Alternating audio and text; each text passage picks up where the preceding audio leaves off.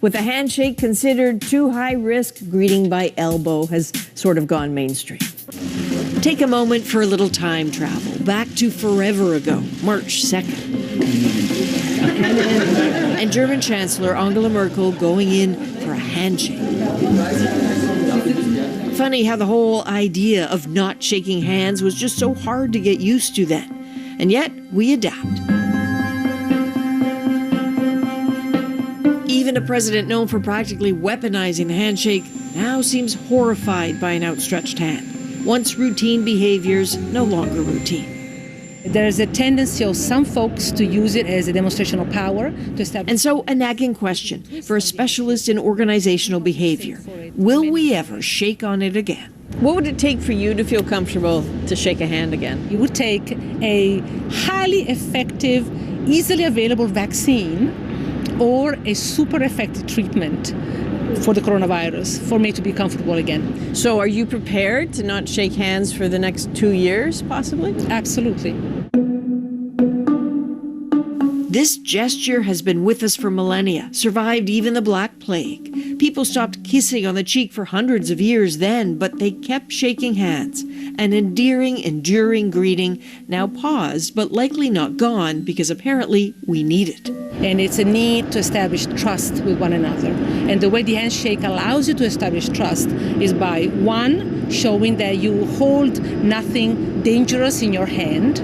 But not every culture does this. That's true. Cultures that replace the handshake with gestures like the namaste or the bow, emphasize different things. Those are gestures that really speak more to respect and deference toward the other, but they don't establish that warmth, that deep sense of closeness. It's a talk we're having in the financial district of Toronto because for the next few years, without handshakes, interactions in those gleaming towers will have to change and get more personal. And the best way to establish that you mean well is to take a real interest in the other person with the eye contact, with a smile, with the thoughtful remembering the person when they are maybe disconnected, but you send them a note. This is a lot more work than a handshake. And before you suggest that surely video conferencing calls are personal enough, after all, you are seeing each other, forget it. You can't make eye contact. Distractions are ruinous to building a connection, and increasingly people are fed up with communicating this way. The old school telephone, now you're talking. The phone call allows you to focus on tone, pauses, size, all of those rich audio signals. So is this effort to keep us apart making us more personal in our interactions? I don't know. She's right to hesitate. There are too many examples of less than generous behavior now. Consider the angry, almost panicky shaming of a woman not wearing a mask in a grocery store. This is Karen. And the fury of another apparently called out. Maybe we aren't all in this together. There is so much fear of the other. People talking of eye contact being avoided, some even holding their breath when someone walks too close.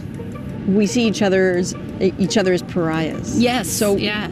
What is happening with that level of suspicion? Yeah, I mean, we're not seeing people, we're seeing like vectors of transmission, you know?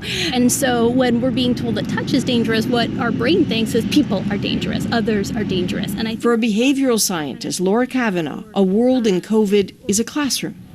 The most curious quirk, the extremes on display, those fully doubting it's safe to be out, others behaving as if it's all over.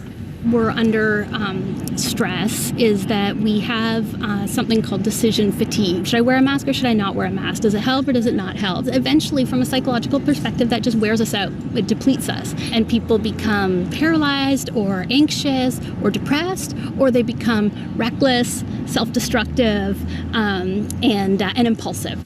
Fear, she maintains, is pretty good at motivating short-term responses, but it doesn't motivate for long, which is possibly why medical guidelines now aren't necessarily sticking with some around the world. And one of the first things that goes is psychological flexibility. And so we fall into all or nothing thinking or black or white thinking. The good news is most people are largely hardwired for resilience. And the better news?